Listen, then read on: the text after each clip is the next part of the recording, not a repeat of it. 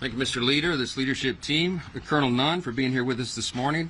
There is a lot going on, and we want to give you some updates on things. I hope everybody had a blessed Thanksgiving. It is true that our hearts were heavy, of course, with Sarah and Andrew, these two selfless National Guardsmen who were senselessly attacked while they volunteered for service to defend the rest of their fellow Americans, and they literally took bullets for it. And so our prayers are with Andrew as he recovers, and our hearts and prayers are with the family of Sarah. It reminds us that freedom isn't free, and some people make the ultimate sacrifice so the rest of us can have that.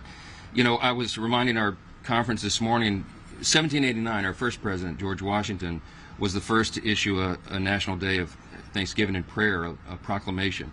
And he declared that because the Congress requested it of him. And of course, Washington was the first and best person to do that, to start the tradition. And he wrote famously in his proclamation, he said, it is the duty of all of us. It is our duty to acknowledge the blessings of God, to be grateful for what he's done for our country and all of us individually, and to humbly implore his protection and favor. It's never been more important to do that, and it's a great reminder. Thanksgiving is a uniquely American holiday, as we know. And it's a great time to sit around the table and be reminded of those blessings. And chief among them is the freedom that we enjoy. And we do not take that for granted. So it's proper, appropriate for us to acknowledge those sacrifices. Now, there's a lot going on across the country. There's a special election in Tennessee today, you may have heard. Tennessee's 7th District. I spent all day there yesterday. I think it was 10 hours and 12 events, I think. I was with Matt Van Epps, our Republican extraordinary candidate for the seat there that is open and will be filled today in the election. He's running against someone who truly is, by any objective measure, a real radical. She famously said that she hates Nashville, which is the largest city in the district, which is kind of an interesting campaign strategy, and hates country music. You know, it's Tennessee. So Matt Van Epps is an extraordinary candidate by contrast. He is a lieutenant colonel in the Tennessee Army National Guard. He's a combat veteran. He flew combat missions, deployed 8 times over to the Middle East, and dodged missiles and bullets for his country. He worked in Tennessee state government and is a highly capable, competent, calm, common-sense conservative. He's exactly what that district needs. We're excited for him, devoted husband and father, America First patriot. So I'm just, hey, if you're in Tennessee's 7th District, Nashville, and 14 counties, go vote today. It matters.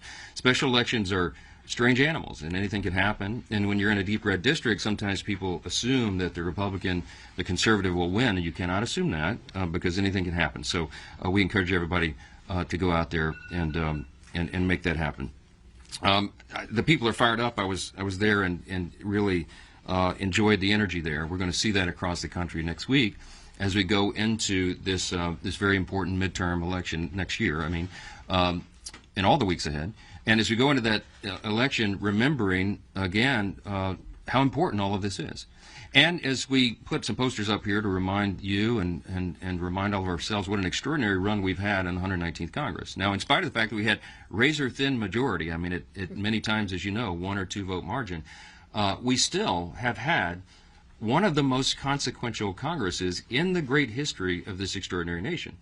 And you know, if you look at what has been accomplished for the first 10 months of this term, this year, the 119th Congress, this new administration, you could stack that up against any Congress in history. I think it's probably in the top 5 in terms of marquee landmark achievements.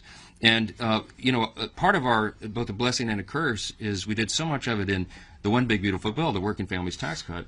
There's so much to talk about. It's as if it just got brushed aside. But the component pieces of that is some of the most nation-shaping, productive, pro-growth policies that have ever occurred to help all Americans. And we look forward to all the provisions of that bill being implemented beginning really in earnest in the first part of the year. And so the first quarter, second quarter will be a very different scenario. But we're excited to go through that. We can't fix everything overnight. And the Biden-Harris administration, as we said so many times, in 4 years really destroyed almost every metric of public policy. Don't go flip a switch to do that. It takes some time. And we've been working earnestly and around the clock to do that, to work on solutions, to solve all those problems, and to make government more efficient and effective and responsive. Republicans have been delivering and working to bring down costs for American families, to fix the Democrats' broken health care system, and to rid our streets of violent criminals and dangerous illegal aliens. All this has been our goal since January, and we've been delivering. And as the year comes to an end, we started to reflect upon what we've done in that first 10 months and ultimately the first 12 months, and it's really something. The Working Families Tax Cut. Let me just tell you some of the components of that, because people seem to have forgotten. It was a permanent extension of the 2017 tax cuts, which is collectively it's the biggest tax cut in U.S. history. Had we not passed the big bill, we would have had a $5 trillion tax increase on all hardworking American families as that expired in December. It was a marquee achievement. We also in that included permanent estate tax relief extensions. We had landmark Medicaid program reforms, which the CBO has said is going to save $185 billion and reduce premiums on everybody for their health care. We expanded the SNAP work requirements to get ineligible recipients off, young able-bodied men with no dependents or health problems. They shouldn't be riding the wagon, and they won't anymore. In the bill, we increased border enforcement and funding, generational investment in those things, and it's worked because guess what? The border is sealed. And we don't have all these illegals coming across the border anymore. We included no tax on tips, no tax on overtime, increased standard deduction for seniors, free tax savings accounts for every child born in America, which will be announced at the White House in an event this afternoon, business tax provisions to incentivize investments and innovation. That's all in the bill and much more. We codified 67 of President Trump's America First executive orders so far, and there are many more to come. We repealed Biden-era regulations with 23 Congressional Review Act resolutions. Now, this is important, too. We've been making history along the way over the last 10 months.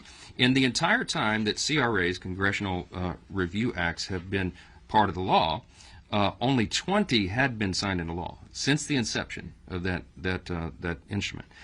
This year alone, we have already passed 23 of those out of the House, and 16 of those have been signed into law. That's a big thing. We've restored regular order to the appropriations process, and y'all know what a big thing that was. The goal of mine since I became Speaker a little over 2 years ago was to restore regular order, because instead of governing by an omnibus before Christmas, which is no way to do stewardship, we wanted to get back to 12 separate appropriations bills. And as you saw, when we reopened government, one of the things the President signed was 3 regular order appropriations bills signed into law. What a marquee achievement. We had agriculture, legislative branch, military construction, VA bill signed into law, and both chambers and the appropriators are working right now to put the next bills, get them prepared, and get them enacted and signed into law. We've also, in the last 10 months, defunded wasteful spending through rescissions, billions of dollars there. We passed and signed into law the Genius Act, the bipartisan landmark crypto legislation. We passed and signed into law the Laken-Riley Act, the Halt Fentanyl Act, and the Take It Down Act. And the House has passed the SAVE Act, the Illegitimate Court Counter Action Act, Protecting American Energy Production Act, the Protection of Women and Girls in Sports Act, Fix Our Forest Act, the Ticket Act, Unlocking Our Domestic LNG Potential Act, American Entrepreneurs First Act, Stop Illegal Entry Act, Made in America Defense Act. I could go on and on and on. Remember, these are just the top lines. The House has passed 331 pieces of legislation this year that will directly improve the quality of life for millions of American families. And that's a lot to be thankful for. By the way, just this week, as was mentioned earlier, President Trump is signing into law the IRS Math and Taxpayer Help Act. It received little fanfare in the media, but it's a bill that will provide taxpayers fairer treatment when corresponding with the IRS regarding tax returns, and that's a big thing as we go into tax season in the first quarter. It's the type of work that House Republicans are doing here every day in these halls. We're working on real solutions to real problems for our constituents. As I mentioned, the Working Families Tax Cut, if we were just to go through every provision of that bill that's going to make life easier and safer and more affordable for American families, we would be here until Christmas. So I'm not going to do that for you. But we're not going to rest on our laurels, okay? The American people delivered a clear mandate last fall for us to fix everything. And we're going to sprint through the finish line next November. We'll be adding a new member. I expect Matt Van Epps is going to win that election today. And we will bring our freshman class of Republicans up to the number of 36, adding another vote to that margin every single day, and we'll keep working.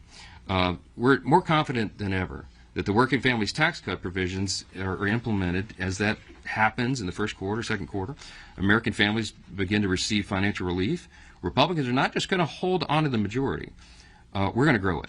And over the next weeks and months, House Republicans will advance legislation to continue to bring down the cost of health care for working families, to ensure our fighting force remains the most lethal and the best prepared in the world, and to fully fund the government for the upcoming fiscal year in a responsible way while maintaining good stewardship of taxpayer resources. This week, as the leader mentioned, we'll pass legislation to reduce the regulatory burden on small businesses further, to keep the Chinese Communist Party out of America's classrooms. That's a big and important endeavor, and to establish a landmark nationwide NIL framework for collegiate athletics and empower student athletes to maximize their college experience.